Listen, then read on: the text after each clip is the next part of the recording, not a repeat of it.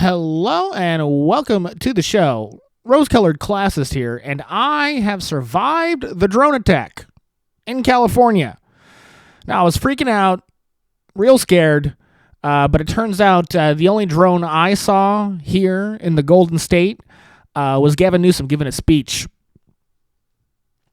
Karen Bass giving a statement. All the elected officials speaking at any time. Yeah, no, California was supposed to be attacked by a drone swarm released from a cargo ship this week. A cargo ship. Where from? The Strait of Hormuz? Was the cargo ship full of drones the last boat to get out of the Strait of Hormuz? Real question. Yeah, fucking Christ. Gas prices. Holy shit, I wish there was a drone attack at this point. I mean, holy fuck, my process serving business where my only expense is gas. Holy shit, dude, I wish a drone would fly right into my Subaru Outback. Okay? I pay $300 a month in insurance. What the fuck? What the fuck, dude? Where is the sleeper cell? Can they be in my building? Please. No, man, I'm on a Hollywood Boulevard. Great place to attack. It's a great place to attack. No, I live in a tall building, easy to attack. Really, if you were to attack any place, I would attack here. I mean, sure, my particular apartment is, in fact, insulated. A prime location for defense and possible evacuation. Yeah, no, it would be difficult to send a missile directly at me. No, I live in a tough spot for the TAC team, too. Now, you want to send a TAC team for me? TAC team gonna have some trouble. Okay, I have easy exits, defendable positions, and I really should get a license for all these firearms I have. I should think about it at least. Can you put the serial numbers back onto guns? Is that possible? Don't worry about it. I'll print a label, slap it on my SIG, and just hope the gun doesn't accidentally go off. Yep, high-level references from my small little topical news comedy podcast coming at you. It's my show. It's pretty funny. I'm doing it. This show right here, the one I'm doing, it's 1:57 in the morning in a studio apartment. This show, it's like Bill Burr before he built his bunker. It's like Tim Dillon if he was straight and back on drugs. Basically straight, anyway. It's like listening to a schizophrenic who has Tourette's heckling another lame-ass award show. Yep, I'm a California guy, and Conan O'Brien loves SoCal stand-up, which is a community I am definitely a part of. Everybody knows me. Yeah, man, it's the 81st podcast of Rose-Colored Classes, hosted by me, comedian Kyle Roderick Gridley. And this show, it's like totally its own thing. No, it's original and not derivative in any sense.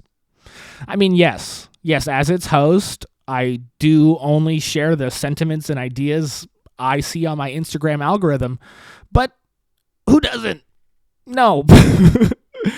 I understand. I parrot every podcast I've listened to in the past 10 days and then, pretend it's original content, but who doesn't do that? I understand the business. I'm trying to take part of it. I'm trying to take part in it. Yeah. I repeat the same talking points expressed on CNN and Fox News, but it's not because I watch them. It's because the podcasts I listen to play their clips, and then somehow subconsciously I get confused and end up just repeating them. The clips. Podcasts are all about the clips, baby. The clips. Clippity, clip clips. What clips are we going to see today? Because that's what this whole podcast game is about. What clips you bring out. Got to get out the good clips. Pump up for the thumbnail. Maybe, hey, for my first clip, maybe I'll show a lion attacking a tiger. That'd make this pod pop off. That'd be interesting, right? And whenever I see those, I can't help but watch the whole thing. Wait. How about I play a clip of some hot chick with fake tits, and she's talking about how to stay fit? Does that sound nice? I think it sounds good. Actually, how about a cartoon made by a lonely guy who refuses to take care of his own problems, therefore chooses to get involved in politics? How about that? Here we go. Let's watch it. It's the Al Berry Show. He bombed Iran to distract people from the Epstein files, JD. Iran could have also possibly perhaps attacked us at some point first, and I didn't want to take the chance. Well, don't take all the credit for it, Donald. I came up with the idea. What the hell was that? You mean, who was that, JD? The voice coming from my pants is Benjamin Netanyahu. Donald, Benjamin Netanyahu is the Prime Minister of Israel. You're right, JD. He is. He's also my penis and lives in my pants. You have a talking penis? Pretty crazy and hard to believe, I know. But if you've ever thought about that guy and felt like, man, this guy is a real talking penis, that's because he is. He's just my penis and lives in my pants. That's crazy. Does anybody else have a talking penis? Of course. Ashley, send in Marco Rubio. No problem. Everything all right, Donald? Yes, Marco, everything's fine. I just need to talk to your penis. Oh, of course. All right, go ahead, Donald. Hi, Pete Hegseth. How's everything going? Great, Donald. Thanks for giving me something to bomb finally. I was so excited to bomb Iran, I made a mess in Marco's pants. He really did, Donald. I had to walk around all last week with a mess in my pants. You see, JD, there's lots of talking penises in the world. Oh, okay. Do I have a talking penis? I don't know. Let's find out. Hi, little guy. What's your name? Kash Patel. Ah, crap. We just bombed an elementary school. Oh, that's great, Marco. There are probably weapons of mass destruction in there. By the way, I just made another mess in your pants. Ooh, comedy time. Ooh, Kyle, why don't I make stuff like that? Why don't I? Because I'm a lazy fuck. It's because I'm a lazy fuck who just wants to do fucking stand-up. Got it. Yeah, man. Ooh, so happy to show you some comedy today, caked up to my own particular political alignment. Ooh, feels good. Yeah, man, this cartoon is interesting. This guy's style, very interesting. Instead of the word interesting, I probably should call it funny, but for some reason, I can't do it. Something's happening to me on the inside. For some reason, I can't just call a cartoon funny. Yeah, come on, Kyle. It's a cartoon talking about people's penises. How could I not just admit it's funny? How could I not just say that the creator is one of the funniest people ever? How could I not say that? Yeah, the cartoonist. Is he funny? That's a good question. I mean, I want to talk about cartoonists for a minute, and if you know any of those guys, God, Dilbert, Trevor and Matt, Seth MacFarlane. Don't even get me started on Hanna-Barbera. All right, to go out there and just call these cartoonists funny. Honestly, I think sell short the medium. It's a cartoon. Why would you make a cartoon if you didn't want to put as much distance as possible between yourself and all your thoughts and opinions? Yeah, I don't know. Cartoonists, for some reason, people, they just can't stand their fucking faces. Their expressions, whenever they try and share a point as themselves. So, they go and make a cartoon. It's a great choice. Honestly, what I should be doing, really. No, what is this camera? It's 2 a.m. I'm upsetting my neighbors. What am I doing? These dumb glasses, are they really doing anything for me? I can't even stop smoking while doing this podcast. What if this podcast was a cartoon of me, just like this? Then I could smoke, right? Anyway, my point is, I'm about to analyze this comedy, and it's a cartoon. It's just important not to try and get into the creator's head, into the artist's head. All right. I mean, if you can't tell, I really would like to psychoanalyze this Al Berry motherfucker. Attack his motives. That'd be fun. Yeah, I mean, he doesn't have cancer. I can attack his motives, right? I mean, Dilbert was dying that whole time he was saying all that crazy shit, man. It was tough. Really I had to shut up for that?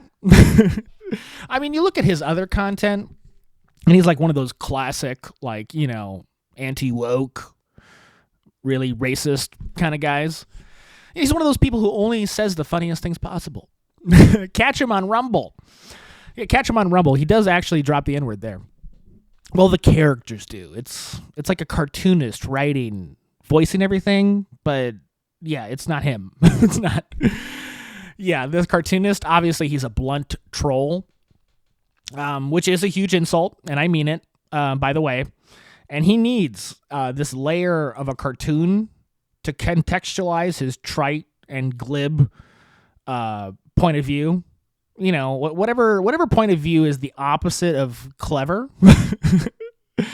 This guy needs the cartoon to express. I mean, I don't want to call him a hack. He's doing a cartoon. It's work. It's a lot of work. I mean, he has to work hard to make that happen.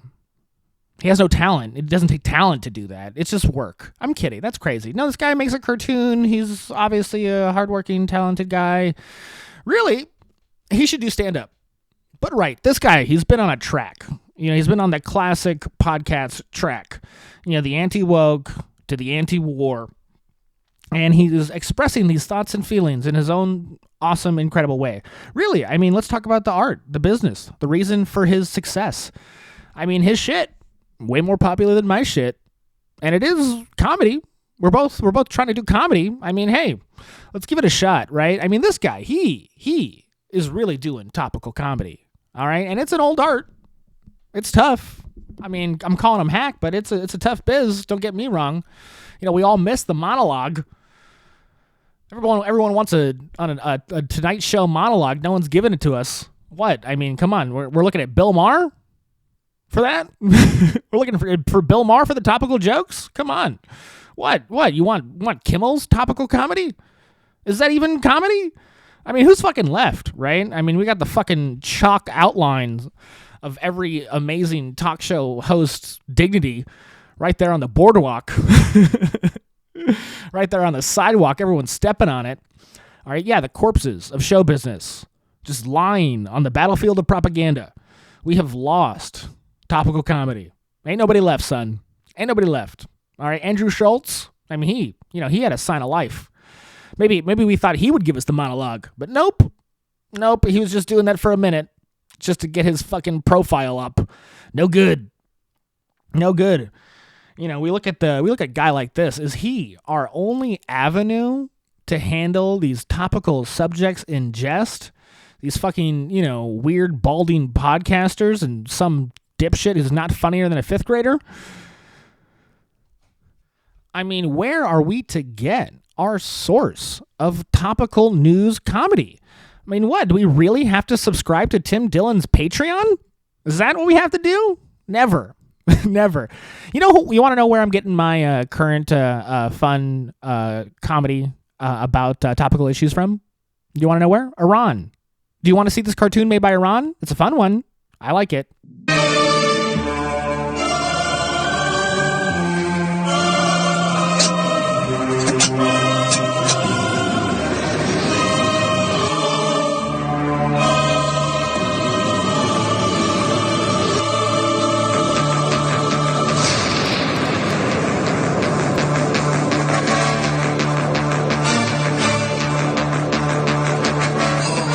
Now that is topical comedy, okay? Honestly, I think the war was worth it.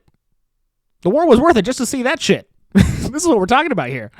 No, the whole war has been worth it for this Lego AI cartoon bit. Probably worth it. No, really. I mean, fuck, I should have made something like this. What am I doing? The Iranian people, truly, an incredible culture. Incredible culture, rise up, take your government back. It's right there waiting for you guys. The government right now is busy making memes. They're vulnerable. You got it. Yeah. What a great video. What a great idea. Satan, just right there. Come on. Perfect. I love Legos. Yeah, man. I give this video 170 girls in the ground. Did you laugh at that? Holy shit. No, I mean, come on. Obviously, this video is tasteless. It's crazy, really. I mean, in context, hardly believable. I mean, this is why I don't make cartoons, okay? This is why I choose to do this podcast. No profit, no popularity, okay? Because, I mean, at least I get to show what type of person I am.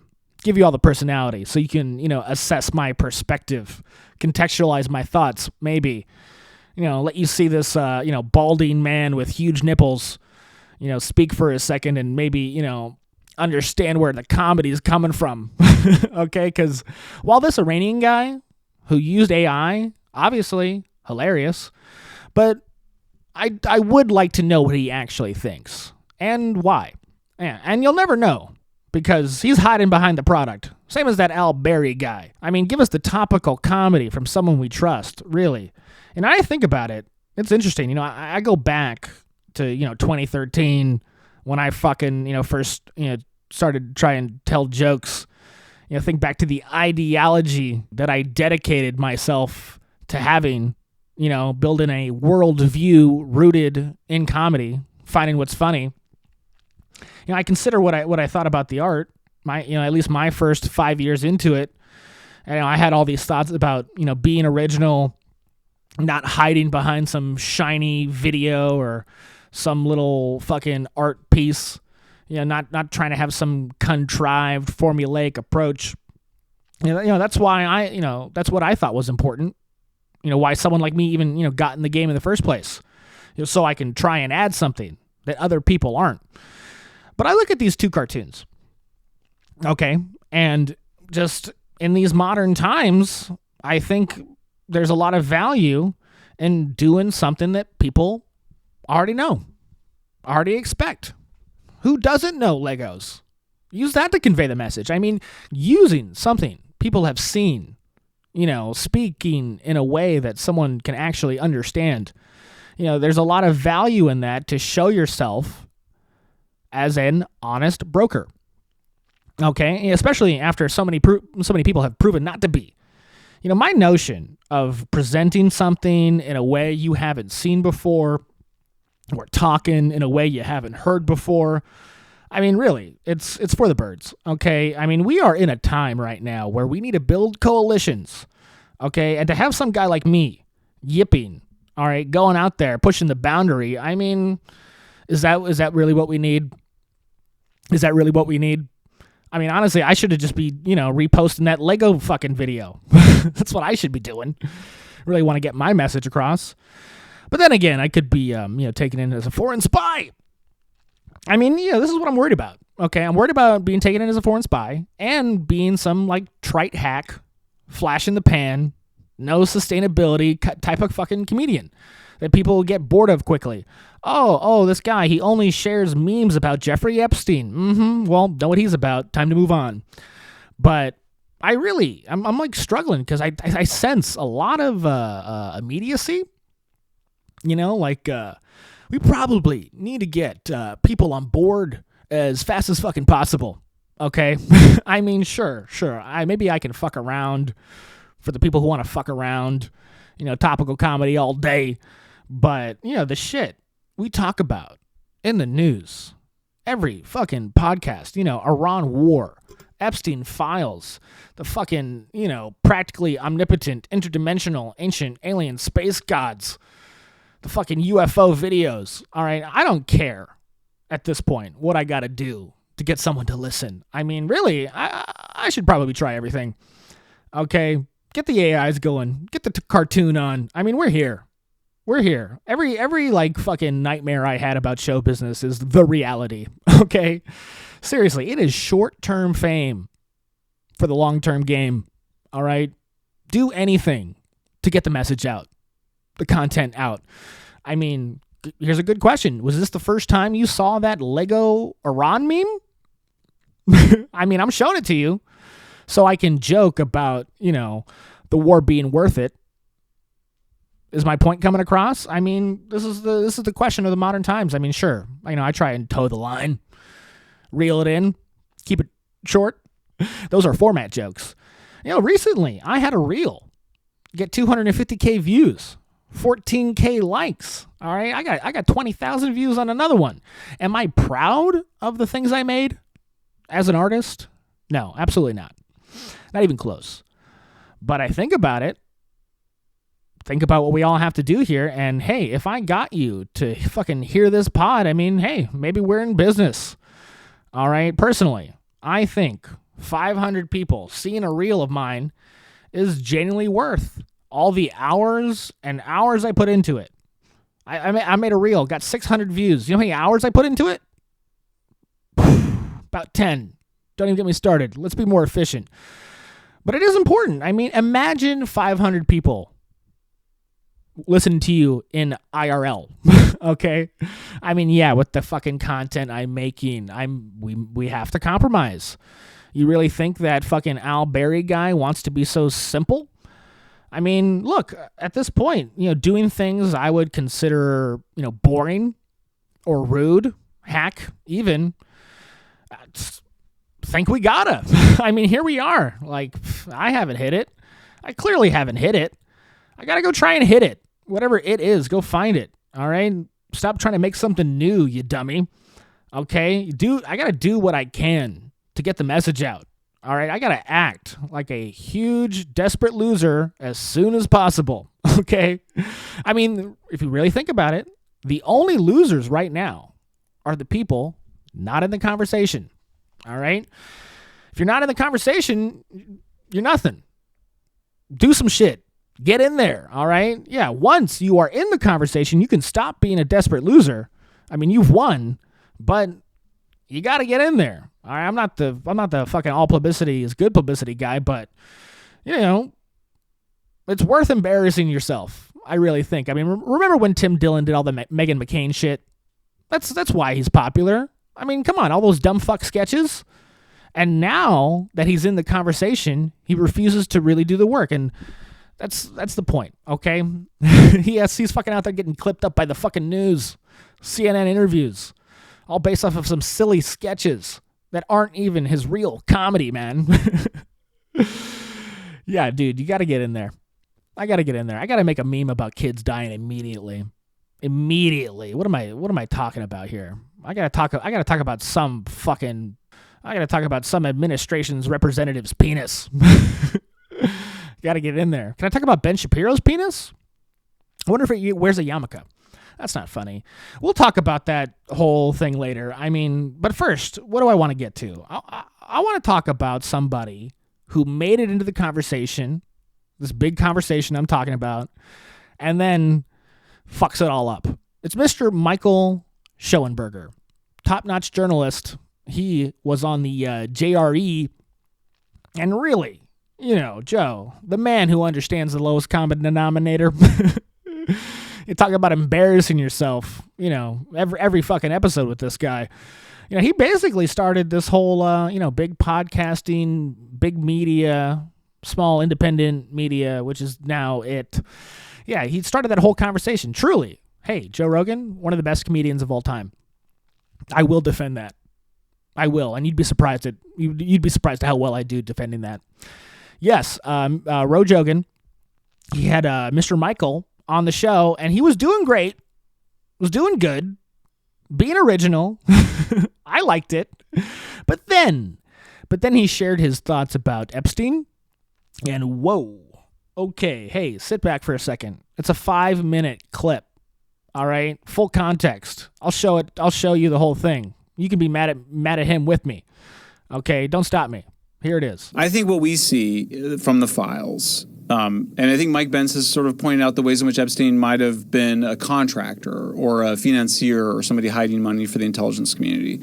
Beyond that, I don't see any evidence that he was doing much for the intelligence community, if at all. But you're only getting emails, and only half of the emails, right? So there's only 3 million emails that have been released. Yeah. There's another 3 million that the FBI possesses that they're not releasing, right? 100%. It's possible. So there's something there. Why would you draw any conclusions based on only 50% of the data? And then if there is 50% of the data that hasn't been released, why? Is that way worse? Because this stuff is fucking nuts. Like, this is nuts. Like, take your erection pills so we can go get grape soda. Okay, what? And it's weird. This lady is investigating an island where they bring children for sex. I told her it was me. What? Well, we should put that one up. Crazy. I want to look at that one. But okay. Here you're talking about. So first of all, I think the picture is of a guy that is fully in charge of his life, and he is amazing at getting people to love him and care about him. People call him their best friend. In Florida, clearly he was abusing girls and was, busted for that. I think he was doing that because he's a pervert. I don't see blackmail coming out of that. And then you get to later, and you've got okay, you've got the Bill Gates thing, which doesn't even appear to be from Epstein. It appears to be for Boris. And remember, Boris, the science advisor, wanted Gates to pay for like a bigger apartment for him in New York. It appeared to be part of him threatening Gates to get something that Boris wanted. So maybe Epstein was advising him on it. But I mean, to have the other thing I'm struck by these emails, Joe, is that there are so many different attorneys, people at the FBI, people in the Eastern District, the Southern District, the Florida Southern District. They would all have to be in on it. And I'm skeptical because FBI... Why would they all have to be in on it? Well, because they're reviewing the information. They're trying to bring action against him. It depends on who are the powerful people that are implicated and what kind of influence they have over what gets released and what doesn't get released. Clearly, names were redacted that are powerful people that are not victims. So yes. That shows you right there that there's some influence. But there's a reason to do that. Why? Because they're not guilty. Okay, what about the one where the guy where Epstein says, I like the torture video?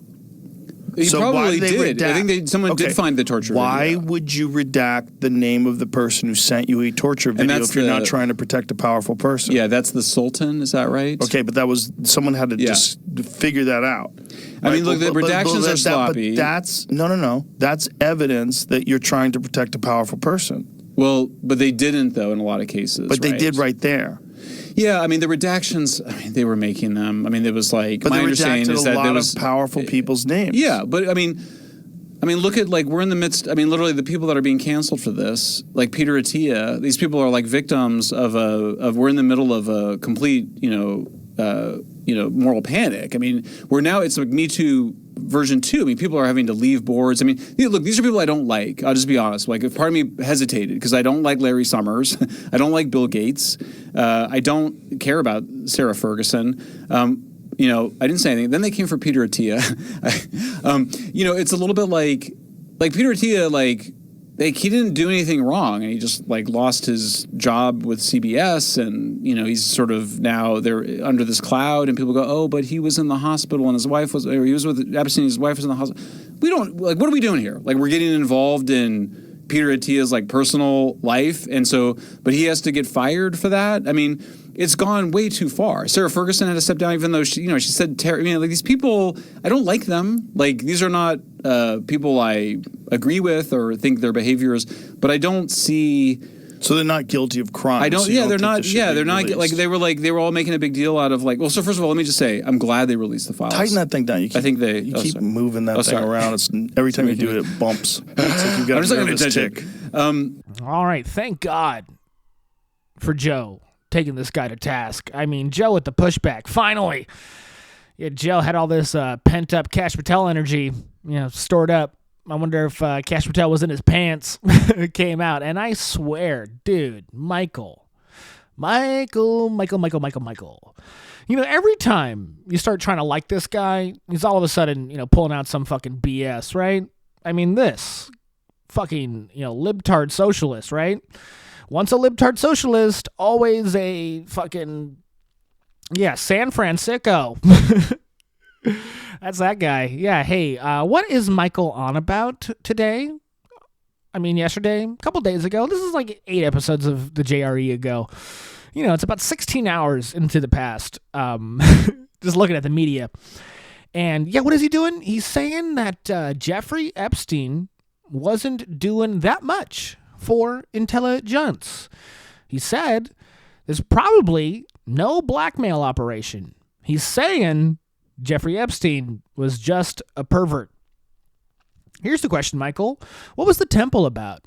I mean, dude, whatever this guy is going on, I mean, is this that Democratic hoax Trump is always talking about? Epstein, not that bad. It's not that bad. It's not that bad. It is so not that bad. Hey, I don't know what I'm doing here on this podcast most of the time. But I will say this.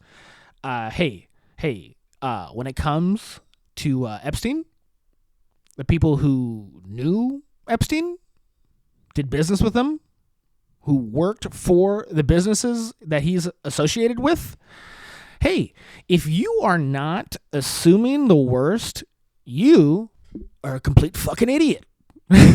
You're so dumb. Dude, any part of like the spectrum of whatever's going on here is totally fucked. Okay? I mean, Michael Schoenberg, is he really seriously like this is the bottom of the spectrum of what's possibly happening? I mean, let's look at the worst that's possibly happening. What's the worst? The worst is that they're eating and sacrificing humans to interdimensional evil space entities. Okay, that's the worst. And you know what? Hey, I'll even let you take a few steps back from that. Okay, but you are in a very bad place. All right, one of those places is thinking that Erica Kirk was working for one of the modeling agencies that fed girls to Jeffrey Epstein. That is a place on this spectrum. All right, catch up with Candace if you haven't already. Okay, Candace Owens out here telling us Erica Kirk's a bottom bitch. Thank you, Candace. Yeah, I didn't know it could get worse. Yeah. Epstein has ruined society at large. Is that part of the spectrum, Mr. Michael? Yeah, I mean, he's going off in a way that you can, put off to a journalist. He's a journalist doing the journalist job. Only confirming things that you could possibly confirm. But, hey, I want to bring this up again because, it keeps popping up that, like, yes, sure, maybe in journalism or, the American justice system, there is a particular threshold of what you can believe is true and what you have to believe is not true. The whole reasonable doubt thing. Yeah, it's a great idea. It's a great idea of, having some kind of, system that's very thought out with lawyers and judges and juries and the public. Okay, yes, I mean, the idea that if you are accusing someone, the person accusing has the responsibility of proving it to be true. Okay? And, extending that to journalism, I mean, I understand why you would do that. It's important to say that you're not able to prove anything that, especially could be considered an actionable crime in our, whatever we call a justice system here in the world, America in particular. I mean, yes, a journalist's job is to temper down expectations, possible extreme interpretations. But let's really think about specifically what is going on in the Epstein files. These guys are talking about specific events that, whether they could be considered a actionable crime. But what's going on in this thing is that the justice system is not even, appreciating these crimes at all. They're not even treating them like a real thing. I mean, the whole idea is like operating in secret. They all acted in some kind of secrecy. All right. So, and when people do that, any, sense of temperance you got, any grace you want to give, I mean, it's just fucking impractical. You're trying to sort through all this insane information that the whole basis of is lies. I mean, what are you doing trying to give them some latitude? Okay, yes. If you look at the world in like the fucking, reasonable doubt, journalism, only saying things you can prove. I mean, this is the out. The Epstein class built into the system they created. Okay? Yeah, I mean, the worldwide pizza-loving blackmail ring. I mean, yeah, it sounds outlandish and like you would need to prove it, but, we're going crazy here. Dude, are we really going to say? I mean, part of what we're saying is that the government is in on this. The people that were supposed to stop it are actually the ones doing it. I mean, seriously, what is the purpose of any leniency? What are you trying to achieve? You want to save these guys' jobs? Yeah, save some sad sack of shit who doesn't even need the money in the first place from working? Who wants to work? This is ridiculous. Oh, what are we losing? What are we even losing? I mean, he's not happy. I don't like these people. But what was going on? Larry Summers got fired from what? Teaching the youth of America? That's interesting. Oh no. Oh no. People committing war crimes won't be able to be represented by Alan Dershowitz anymore?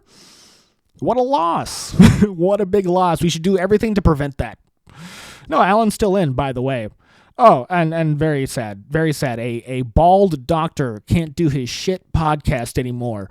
Oh, he can't go on CBS. We should do everything in our power to temper down the most insane accusations we've ever heard so a doctor can keep his podcast. Dude, I don't even know if I'm going to be keeping this podcast, and I'm not even in the files. All right? Listen. Hey, if you email Jeffrey Epstein with any type of innuendo, I do not give a fuck. If you did anything, quote unquote, actionable under criminal law, okay? You email Jeffrey, you got something coming to you, all right? I don't know what it is, but Jesus. I mean, yeah, obviously, I'm not going to enforce the law on you. I'm not a cop. We're not all cops. We're not the FBI, all right? The FBI, I mean, does anyone have a problem with them right now? We'll talk about it. Jesus. I mean, what?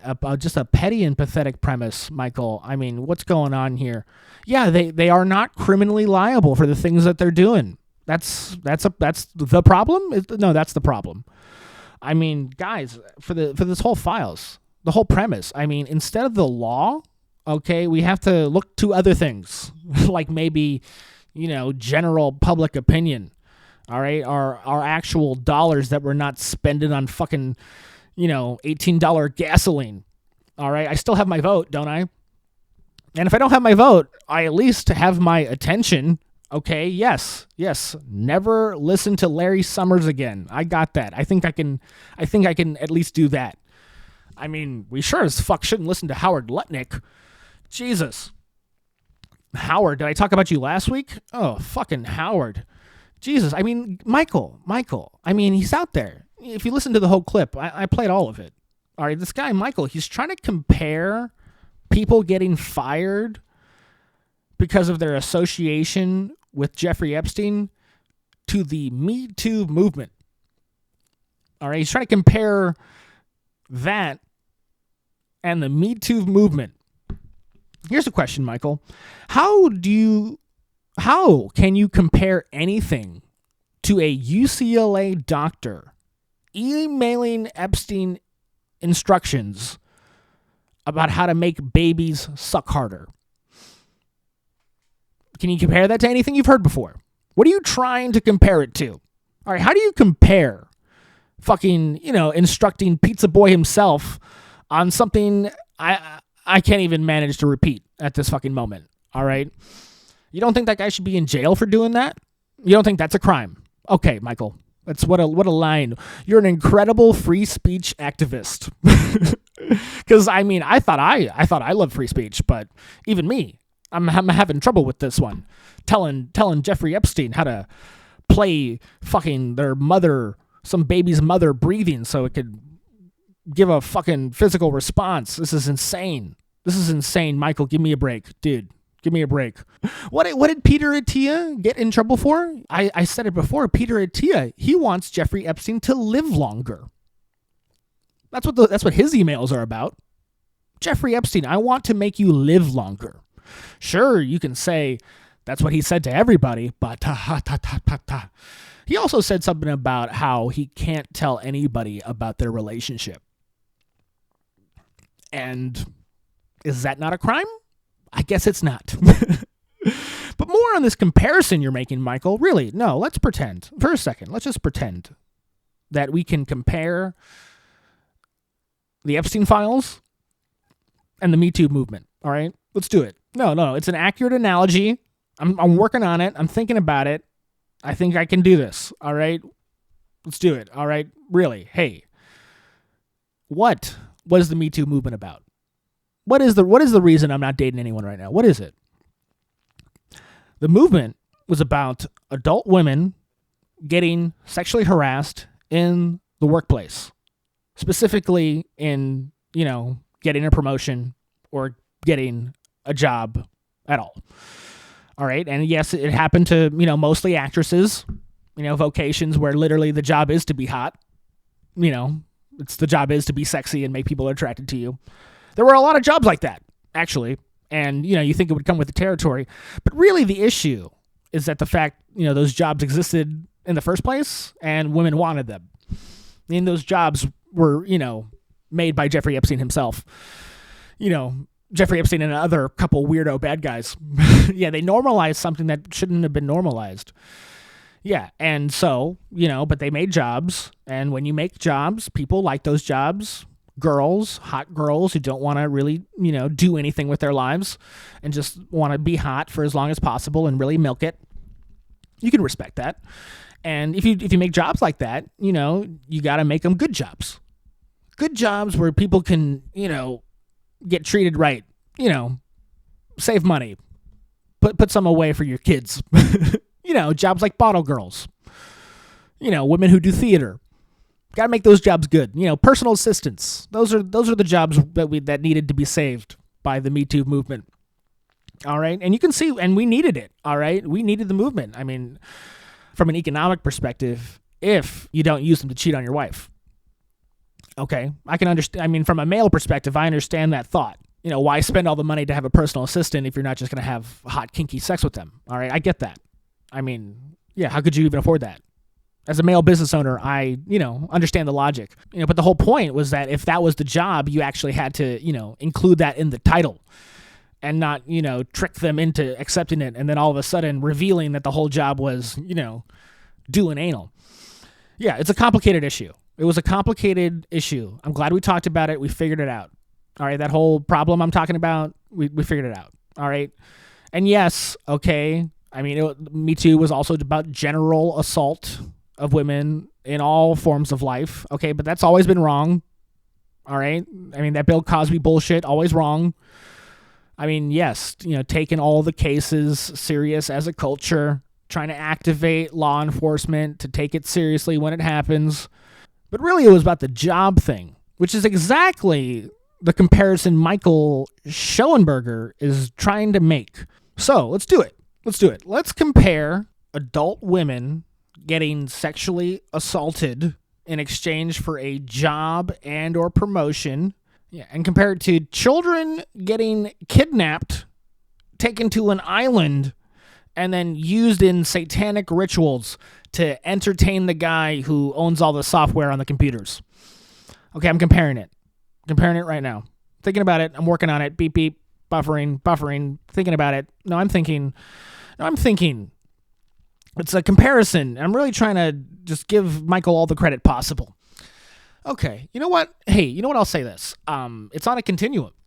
It's on the spectrum. Okay, yeah. A lot of the women who were victims of Jeffrey Epstein, they probably started off as regular old Me Too girls. Okay, like they wanted a job like becoming a model. All right, and yeah, it's a tough world. We can imagine how men would use their awful authority. That's a tough situation. But then you're all of a sudden living in a New York shithole with 9 Romanian girls, Erica Kirk texting you, making sure you stay in line, all right? And then you go to Richard Branson on the plane. And then you meet Bill Gates on the island. And then if you're lucky enough, they disembowel you inside the temple. Yeah, it's the continuum. It starts at Me Too, ends with your being disemboweled ritually. Yeah, Michael, we're at the bottom of the Jeffrey Epstein sex trafficking continuum. Mm-hmm. Yeah, sure. Yeah, there were many men who genuinely didn't know better, just like the Me Too movement. A bunch of men who just didn't know better. They were under the impression that this behavior was normal. Probably it was normal because at the top there's Jeffrey Epstein, the depraved sexual psychopath. Yeah. So Michael, you know what? Yeah, leniency at the bottom of the Jeffrey Epstein rape continuum. Yeah, Peter Attia, he's just a regular Me Too kind of guy. regular Me Too dude. Yeah, hey, I get it. No, I get this comparison. You know what? If you are a guy who just, worked for Matt Lauer, okay, maybe we should cut you some slack. Maybe if you were just messaging Jeffrey Epstein and we look at people like Matt Lauer, we can find some empathy for you. You're an intern, you're just bringing them to Matt because, you think they want to be there or whatever. You gotta get off scot-free. And so in the same way that if you're Howard Lutnick, taking your children to Jeffrey Epstein's island, and indicating all of the ages of the children you're bringing, then I see a lot of lenience there, right? That's on the bottom of the continuum, guys. It's not that bad. It's not that bad. Yeah. Hey, Peter Attia, I think you should be more than fired. I think they should take down all your podcasts, actually. We should take down all his podcasts and go, hey, this guy knew Jeffrey Epstein. It's probably all fucked. Yeah, it's probably all fucked up with. Yeah. At least, right? I think you'd almost want to do more. Yeah, what I think should happen to these people is illegal. So, yeah, Michael Schoenberg, maybe I should slow down. Yeah, what I want to do to these people is illegal.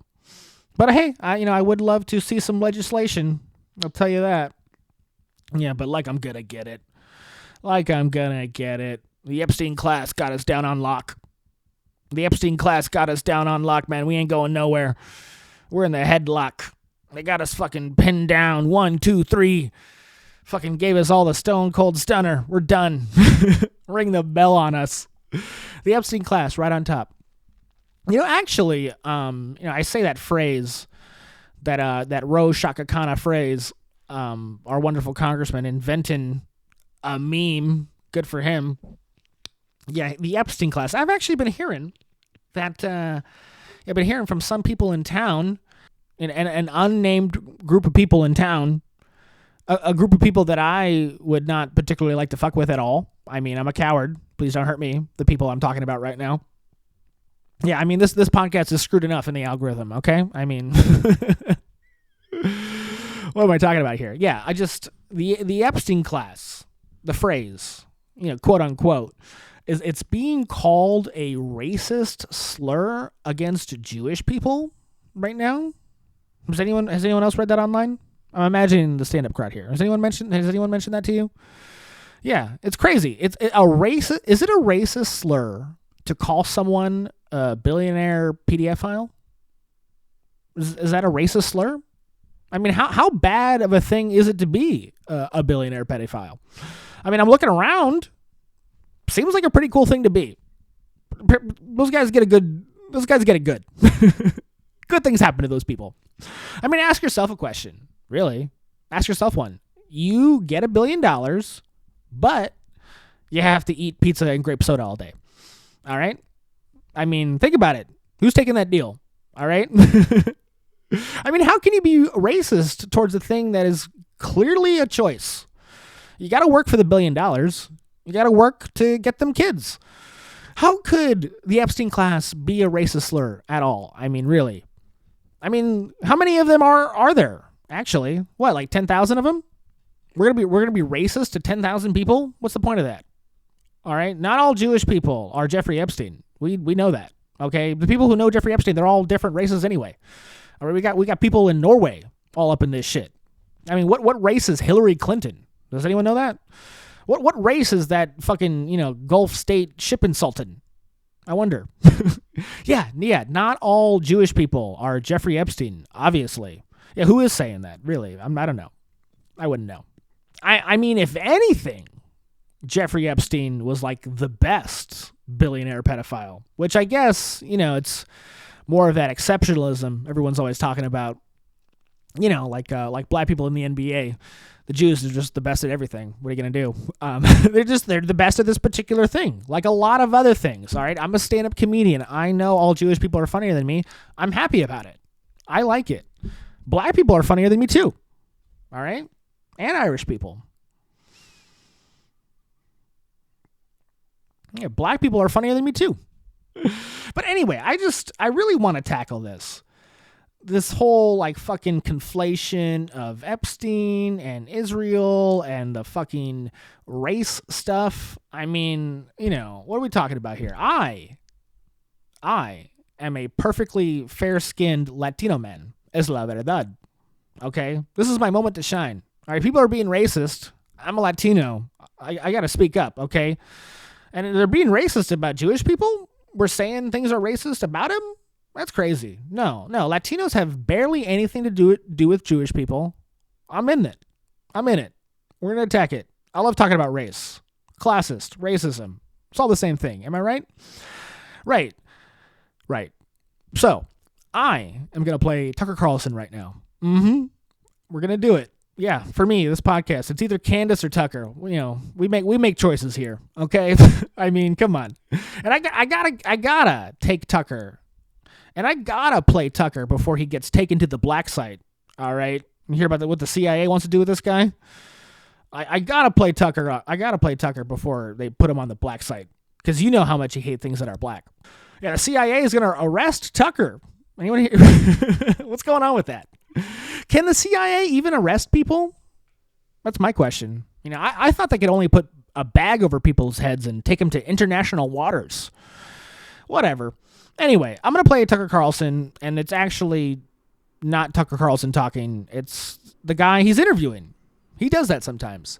Who is he interviewing? Brett Weinstein. Oh, boy. I think our discussion today, this one and the one that we had on Dark Horse just before, which I hope people will go listen to because there's a lot in there that I don't think you're going to hear anywhere else. But our discussions today, I expect, are going to be very costly to me. I'm hoping that the painful upgrade works and that I discover new people who, you know, are capable of replacing the ones who aren't up to the Costly in what way? I don't think I've been involved in both conversations. I don't think you've said a single radical, irrational, hateful thing. Yeah, I haven't. But that's what causes the problem. And really, being reasonable? Yeah, not to put too fine a point on it.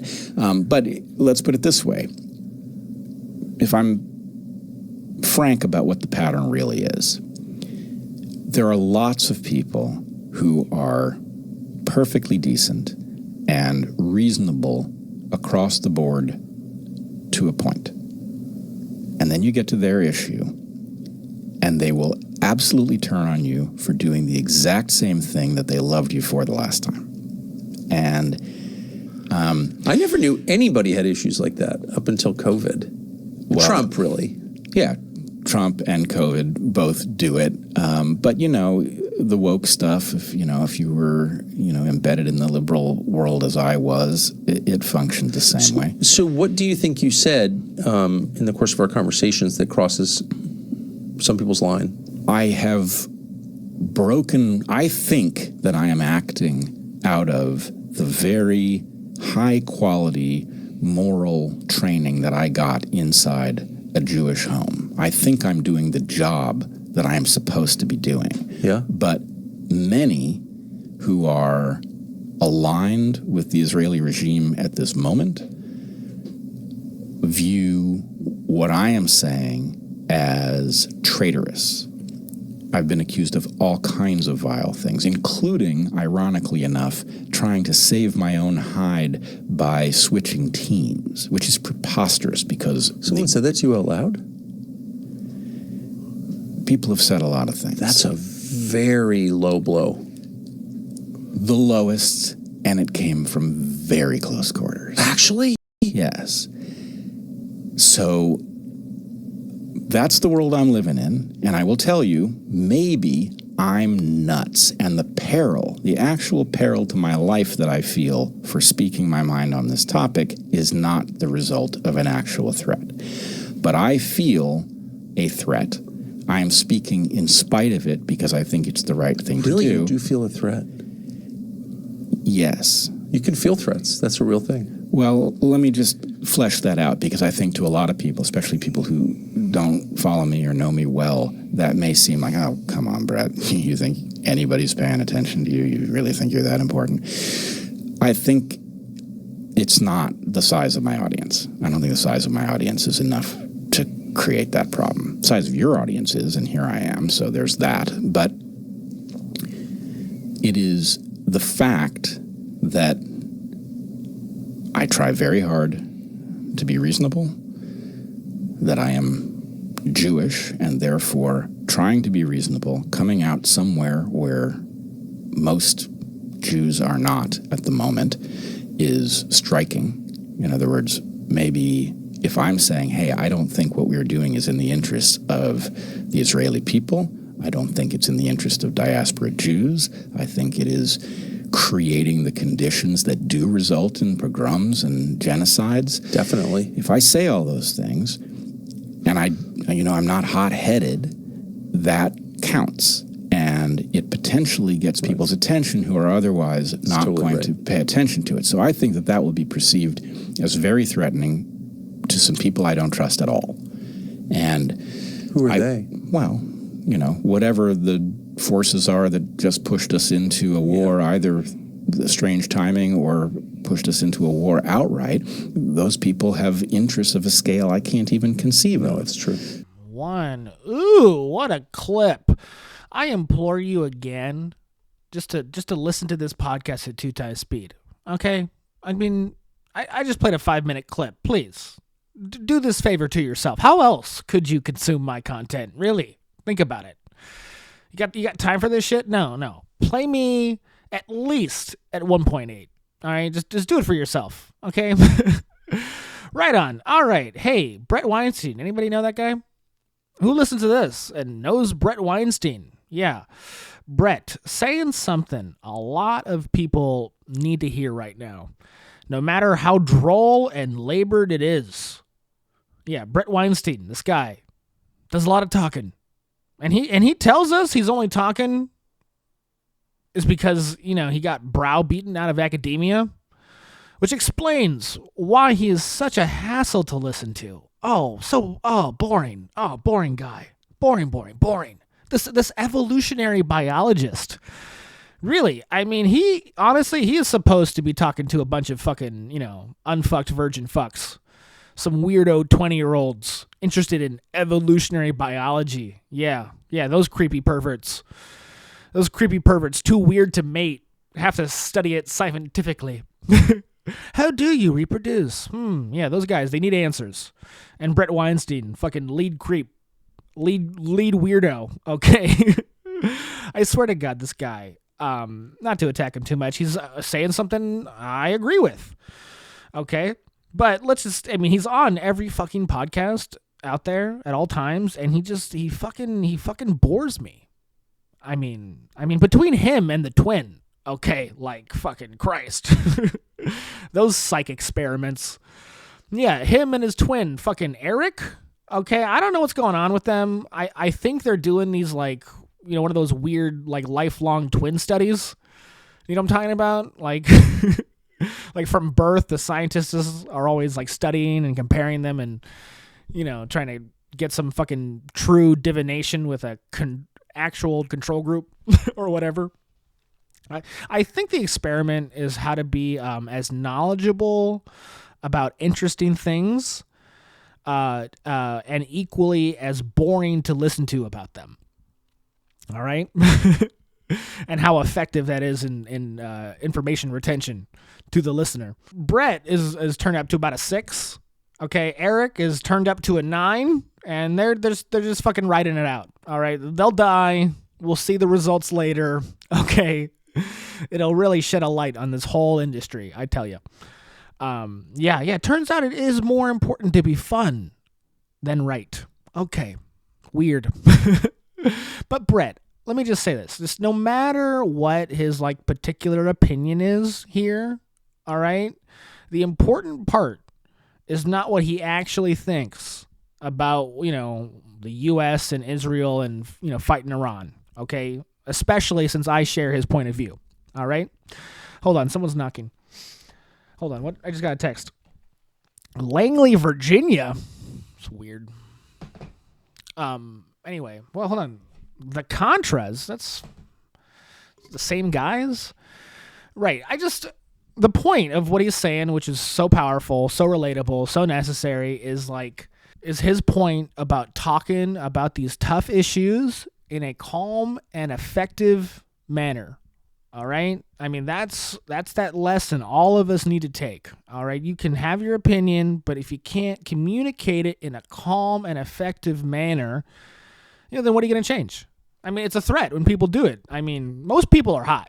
Okay? It's easy. It's easy to get hot talking about Iran. Yeah, I mean, it is easy just to talk a bit loose when you're going on about the juice. All right? I mean, yes, someone says something about Israel, and then 2 seconds later, you're talking about the money. I get it, okay? I mean, it's just easy to fall into it. All right, it's like when someone mentions something Asian, and then your best friend starts doing the voice. It's exactly like that. You just can't help it. I just can't help it. You know what I'm talking about. It's human instinct, all right? And this is why we fight racism. This is why we fight the stereotypes.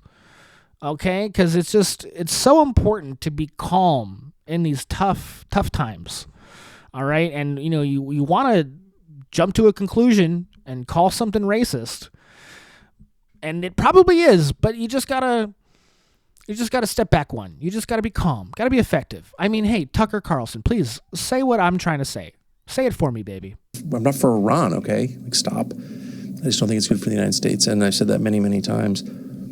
And this time I found that no one else wanted to say that in public because the costs seem really high. And I'm not whining. I hope I don't come off as self-pitying, but that's just a fact. And so, I don't know. I think we need to re-engineer this whole thing when it's over, hopefully soon, to see how it happened. Like, how was a country of 350 million people hijacked by a determined minority of ideologues whose interest is not in that country? Like, how did that happen?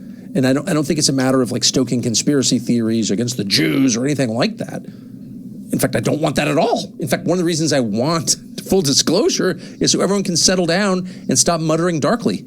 I don't like dark mutterings at all. I like sunlight, to quote Justice Brandeis. And so I hope we can do that. And I hope that there's not more deception and obfuscation and hiding of the facts, because like that just makes people hate each other. There you go. Tucker Carlson says he's not racist. Believe him. Just believe him. He's so easy to believe.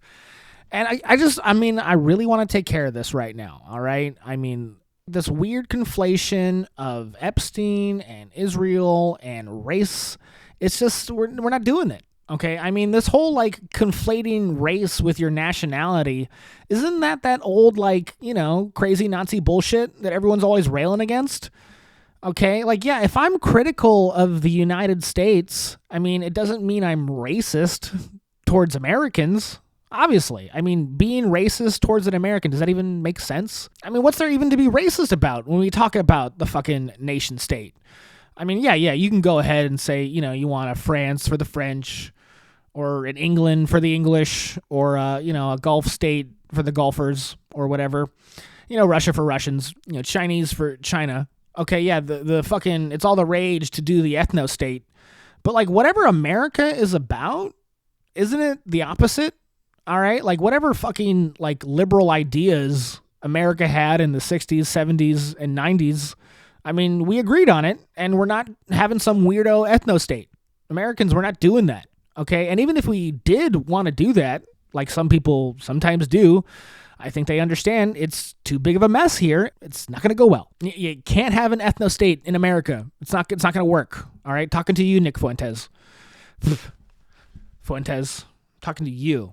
Yeah, actually, at this moment, I would like to ask all my viewers to go comment on Nick Fuentes' page right now and challenge him to a duel. You challenge him, okay? With, like, Yu-Gi-Oh cards or something. Maybe use blades. A heads-up poker game. That'd be fun. 6 viewers and a cat. Attack Nick Fuentes right now. Tell him no to the ethno-state. Okay? Which is my point. America, we don't want that. It's impossible. Even if we wanted it, we can't fucking do it. All right? And then we especially can't go support places that want to be one. Tying Israel up in some sort of, like, racial identity, like, automatically makes us not want to fuck with it. Okay? Yeah, America, we don't want to be an ethno-state, and we cannot help anybody want to be one. All right? I mean, what's the idea? Oh, yeah, dude, we would totally do an ethno-state here, but, too much space. So come on, let's do one over in your neck of the woods. Let's build an ethno state where you are. That'll fit. That'll work out. Sounds fun. I mean, it's a dumb fuck plan, just based off of everything that we agreed with here in America. But I guess you can say in the beautiful past, Americans were racist. So when we established Israel, cutting up the world in race, I guess, made sense to us. But that's that problem. That's that problem that I thought we solved. And now we're here in 2026. But just don't think about it too much. I mean, if you try and talk about things in racial terms at all, I mean, Americans just find it like fucking hypocritical. We all agree racism is hypocritical. All right. And we don't want to do that here. All right. Yeah, sure. There are other places who build their whole government on race. But hey, I hear that doesn't work out. I hear it doesn't. I hear there are consequences, like civil war, regular war. Yeah, but fucking here we go. Right on the merry-go-round again. I mean, dude, building your nation off of racial identity doesn't work. We all know it doesn't work. Okay? If you call the Epstein class a racist fucking dig, I mean, what point are you trying to prove here? Just because we're connecting Epstein with Israel, you're trying to fucking defend yourself on that angle? I mean, I thought you were denying Epstein had anything to do with Israel. But, whatever. What's the point? What is the point? What is the big point of this whole thing? Why it's all so fucked up? Brett Weinstein, finish us off. I'm just going to say it. We don't have an FBI. We know that because things that need to be thoroughly investigated obviously aren't, whether that's the assassination attempt in Butler, whether it's the Zorro Ranch that never got searched that Epstein had, or the Charlie Kirk assassination. Yep. Now, all I know about the Charlie Kirk assassination is that I've been handed a story that doesn't add up. I don't know why it doesn't add up, but the fact that we didn't get to the bottom of it in some way, that we got a compelling explanation to what happened, worries me. Yeah, there's no FBI. No FBI. It's fucking FB no I. Okay, FB bye-bye. All right, fucking corrupt FBI. El FBI. ¿Dónde está los federales? ¿Dónde? Yeah, bring it back. Bring it back to the immediacy. It's we gotta have one of those now. It's crazy to think about it. The situation we're in. I mean, because yes, we have an FBI, but not as we understand it. I'm not the first person to say it, but okay, there's the president. There's the president, and then there's the DOJ, and then there's the FBI. And that whole thing is fucked up, okay? What it is you have the FBI, and then, 33 levels down, there's the president and the DOJ somewhere. I mean, I don't even know who those people are really at this point. And then, and then for sure, there's 33 levels above the FBI. We are run by the occult, all right? The transnational occult. We don't have an FBI, we have the occult. Uh-huh. What the fuck you want me to say? Really? No, go around the internet, guys. Go around. It's accepted facts that the intelligence agencies, they work for somebody. All right? And it ain't the president. Ain't the people. Okay? I think the FBI barks orders at the president. Seriously. Okay? Look at what is going on with the FBI, man? What is going on with those guys? I don't know. You want to talk about Ruby Ridge? Or whatever the fuck, Waco? You go from Jeffrey Epstein to Charlie Kirk, the fucking Franklin scandal. I'm reading a book right now. I can't get through it. Even fucking, J. Edgar fucking Hoover himself. The FBI's job is totally not whatever we all thought it was. Okay, the FBI, they're not some fucking super cops out there. All right, that's obvious. It's fucking, Silence of the Lambs. And I am the lamb, and the FBI is staying silent. Yeah. Criminal minds, I think more than their minds are criminal, guys. Seems like most of their actions, actually, a lot of the time, interesting fact, a lot of the time, the law breaks the law. So it's weird. It's weird.